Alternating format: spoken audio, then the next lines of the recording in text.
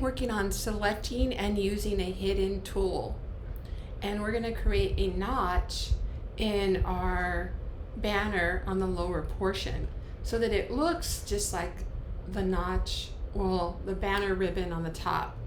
But before, what I want to do is zoom in, so we can use the magnifying glass, or I can use the quick keys on our keyboard, which is Command plus. Let's make sure I'm in the right.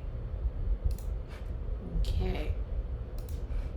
So Command plus to zoom in, and I'm going to create a ribbon out of this blue piece, this rectangle. So we're going to use the polygon lasso. It's the third tool from the left, and I'm going to click on the upper left corner, and about halfway through I'm going to click and then click at the end, and I can actually go over if I wanted, and it can make it kind of a weird, but I want to make sure to get the edges, and then I press delete and then Command D to deselect. Now you can see right here I missed that edge. You can see the end of that blue sticking through. So I can do this again. I can do Command Z to undo it, or I can go to Window, History, and you see all of my history, and I'm going to go back to the deselect, and I'm going to zoom in again. I have the polygon lasso selected, and I'm going to go right from the top, go about halfway through, go over, and then on the other edge. Have to make sure it's closed. Uh-oh, I made a problem. Try to make it so easy, I made it difficult on myself.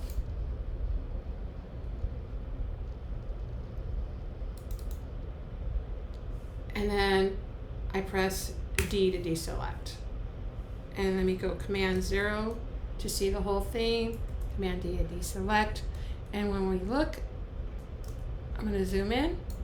You can see I have the rectangle selected.